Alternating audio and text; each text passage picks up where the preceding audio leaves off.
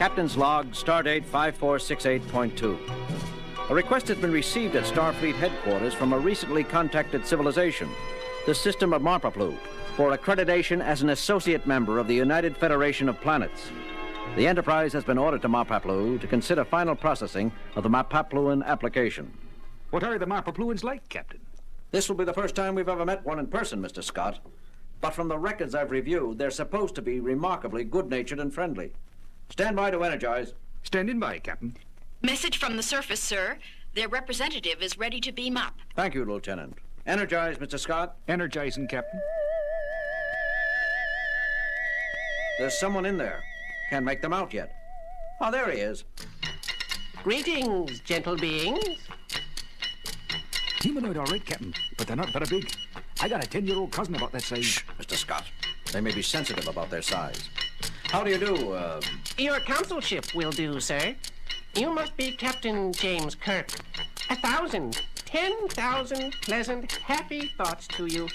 I am Consul Knight Hausnick of the Marpapluan World's government. It's my extreme good fortune and pleasure to greet you on behalf of my people to present our application for associate membership in your esteemed organization. What do you think, Spock? They are evidently as friendly as their communications indicated, Doctor. I'd say the Marpapluans will be a good addition to the Federation. I extend the good wishes and greetings of my government to all the citizens of Marpaplu and welcome you, Consul Hausnick, aboard the Enterprise. Would you like to see what your world looks like on a Federation cruiser scanner? Oh, yes, of course I would. This way, then. Mr. Spock, Dr. McCoy, if you'll accompany us to the bridge. Wonderful. This is wonderful. This is where your ship is controlled from, then. Correct, your consulship. Over there you see engineering. That is the helm, Lieutenant Sulu, currently on station.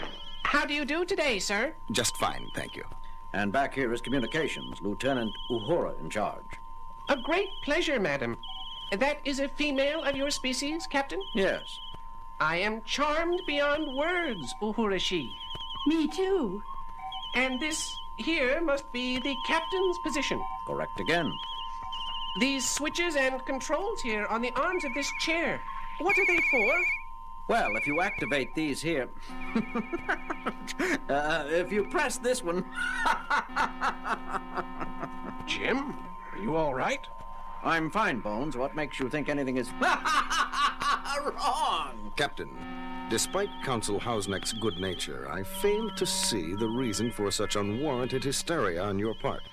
It is not in keeping with diplomatic traditions of first contact. Mr. Spock, are you accusing me of improper conduct at a serious time and... I see what you mean, Spock. Perhaps something is wrong. Wrong? Wrong? What could be wrong? Nothing, your consulship. I assure you everything is...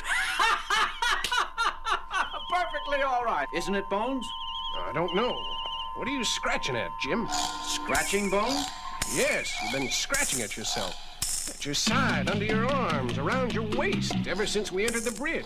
Aren't you aware of it? Well, I guess I... There! You did it again. It's almost as if you... As if I what, Bones? As if you... You too, Doctor? Me too what, Spock? Captain, something very peculiar is going on. I think... Just a minute, Mr. Spock. Bridge captain speaking. Engineering, Scott here. Go ahead, Scotty. Is something funny, Captain? Please, Scotty, go ahead and report. Standard engineering status update, sir. On Warp Engine 1, minor repairs completed. What was that, Mr. Scott? It's only... Mr. Scott, you may deliver your report when you regain control of yourself. Until then... But, Captain, how? Bridge, out. I must apologize for that, Consul Hausnick. Apologize? What is there to apologize for, Captain? The standard of efficiency on a Federation cruiser is normally... Definitely something peculiar here. Captain, should I? What's so funny, Lieutenant? I don't know, Captain. What are you scratching at? Captain, something is very wrong. I can see that, Mr. Spock. Sulu, Uhura, Everyone on the bridge is laughing themselves silly, and I can't see what's funny about it. However, I do have this peculiar crawly feeling. Crawly feeling, Captain? I have it too. Consul Hausneck, I wonder if you would accompany me to sick bay for some tests. I don't mean to offend you, but... Bones, the diplomatic situation we have here. Captain, reports are coming in from all over the ship, every deck and section.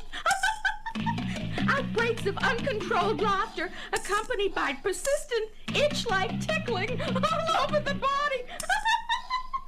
Several sections already report that their operating efficiency has been affected by the mounting hysteria.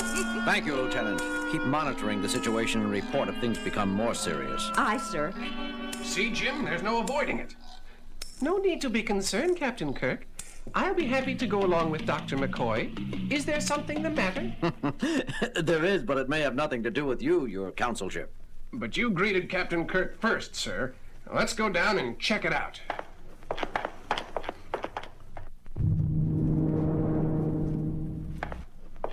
You found something, Doctor?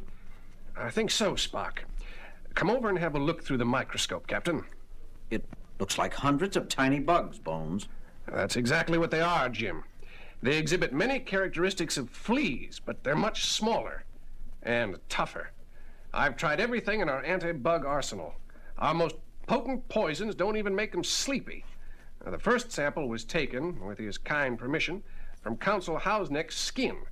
This one's from my own epidermis. Bugs? Let me see. Why, they're only Meegees. Meegees? Naturally. Everyone has his own quota of Meegees. Don't they? Don't you? I am sorry to have to inform you, Consul Hausneck, that Meegees appear to be unique to Marpaplu. Oh, dear. Oh, dear, oh, dear, oh, dear. We've always had Meegees, so we've always assumed everyone had Meegees. Well, everyone on board has them now. And while I'm sure you'll get along fine with your Meegees, your consulship, we have no desire to share them with your people. This laughter is physically dangerous. Some of us are already so weak we're in danger of laughing ourselves to death. Just because Meegees seem to tickle rather than bite, that makes them no less dangerous to us. Oh, sorry, sorry, sorry, I am, had we known. Yes, but you didn't. It's too late now. The entire ship has been affected. Don't your Meegees ever trouble you? I don't see you scratching them. Scratch? But why? Our Meegees never move about nervously on us. We keep them quite happy. Meegees thrive on happy thoughts. If you will think only happy thinking, they will stop moving about on your bodies and trying to make you happy. So that's it. The Meegees are emotional parasites feeding on the contentment of their hosts. Wonderful. But how can I think happy thoughts when I'm getting madder and madder? See, Captain, the angrier you are, the harder the Meegees move, tickle, trying to force you into a happy mood. Even a well-meaning parasite is still a parasite. Consul Hausneck, why not rid yourselves of these Meegees? Why would anyone want to rid themselves of Meegees? Because they're driving us crazy. But the Meegees ensure that our people think only satisfied thoughts. True, this may have held us back in certain areas of our development, but we have no wars, no crime. I'm sorry, your consulship, but I'm afraid it's too late for us to adapt to the Meegees' way of living. For better or worse, we're stuck with our emotions. With exceptions. Yes. Now, if you'll just tell us what to use to get rid of Meegees. I'm sorry, Captain Kirk, but we discovered long ago that Meegees are immune to every known type of spray, antibiotic, and poison. That's one reason we've learned to live with them. We've had to. But of course, we like it now. There are one or two poisons strong enough to kill Meegees. Unfortunately, they also kill the Meegees' host. And when he dies, the Meegees migrate to a new person. Bones, you're sure we've nothing that will kill them? That's as Counselor Hausneck said, Jim. I've got samples of 235 different chemicals for use on parasitic pests. I have to report that there are 235 different chemicals which Meegees are immune to. There are certain things which will work. For example? Spraying them with hydrochloric acid. I think we'll pass that one up, Bones. And that was the mildest successful treatment I could come up with. But we've got to come up with something. Soon it's going to become impossible to operate the Enterprise properly with everyone rolling on the deck in stitches. I'm sorry, Jim.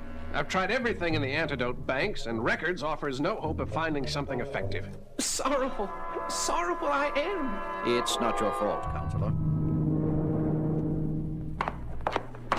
What is it, Scotty? I've had it, Captain. Half of my second shift is strapped in their bunks, shaking themselves apart with amusement. The other shifts aren't much better off. I cannot monitor the engines properly. The ship's general functions are going to pieces. Captain, I don't know what to do anymore. It's all so hopeless. I know, Scotty. How do you fight a microscopic joke? I don't know what to do. I'm at my wit's end. Take it easy, Scotty. Everything will be all right in the end. Possibly. Possibly. If we assume it will not. What do you mean, Spock? You will notice that Mr. Scott is neither laughing nor scratching at himself, Dr. McCoy. Don't try to cheer me up, Mr. Spock. It's good of you, but I tell you, I haven't been this depressed since... Here, Dr. McCoy, what are you doing? Just taking a little skin sample, Mr. Scott. Don't pay any attention to me. You were saying? It's just that I haven't seen such a sorry state of affairs in engineering since I entered the service. People laughing themselves sick over nothing. The mistakes they make in reading simple gauges, it's enough to make a man cry. Excuse us a minute, Scotty. Jim, Spock, take a look at this. Don't stop, Scotty. We're still listening. It looks like the Meegees, but they've stopped moving. They're dead. But how? Why? Scotty? Yes, Captain. Have you exposed yourself to any strong radiation since the counselor came on board? Why, no, sir. Nothing like that. Why do you ask? You haven't worked in an irradiated chamber or handled any radiant materials? No, Captain. Only my usual duties. And they're definitely dead, Bones. I just don't understand how. Wait a minute, Jim. Counsel Hausnick, you confirmed that the Meegees were emotional parasites. You said they feed on happy thoughts and pleasant musings. That is correct, McCoy Doctor, sir, but... Now, don't you see, Jim, that's it. Mr. Scott's been so depressed and saddened from the beginning of the epidemic that his sadness overwhelmed his Meegees. He starved them to death for lack of laughter. Bones, I think you're right. You must be right. Captain, I didn't understand. That's okay, Scotty. Just keep on being miserable. Now hear this, all hands. This is the captain speaking. The plague of laughter which has infected the Enterprise is caused by a tiny bug called a Meegee, brought up from the world below us. These invaders can be destroyed. They feed on laughter. Everyone is therefore directed to think only sad, unhappy thoughts. This is an order. Think of something terribly depressing, an illness in your family, a sad incident from your childhood, anything which will make you want to cry. You know, Bones, that was the saddest order I've ever had to give. I realize that, Jim. It makes me want to cry, too. You two, stop it. You're only depressing me further. I do not believe depressing is wholly an accurate description in this case, Doctor. But it is certainly the strangest prescription I have ever heard you give. Jim, I don't feel like laughing anymore. I think that did it, Bones. It worked fast. Probably the Meegees aren't ready for such concentrated misery. They get only happy thoughts on Marpaplu. Isn't that so, Counsel Hausnick? Yes, of course, Captain Kirk. In fact, I don't seem to have the comfortable feeling of my own Meegees about me. Don't worry. I'm sure you'll regain a thriving colony as soon as you beam back home. And no harm done. We can officially conclude the treaty now, if you wish. Indeed I do, Captain. But let us hurry. I feel deserted without Meegees. We'll hurry, but there's one provision that must be added to the treaty. Captain's Log Supplemental.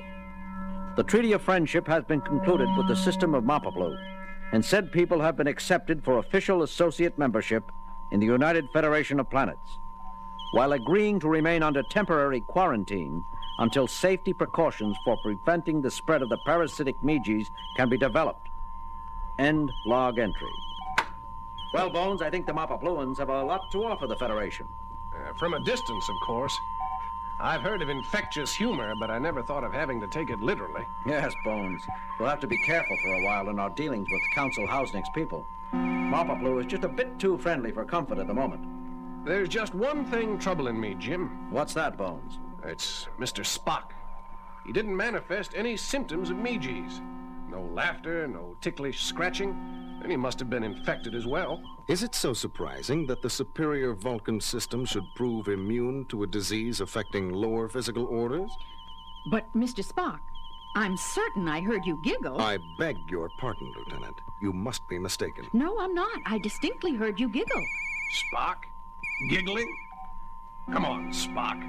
giggle for us again. Dr. McCoy, I do not, will not, and never have giggled. And now, if Lieutenant Uhura has had her fun, I have important work to attend to.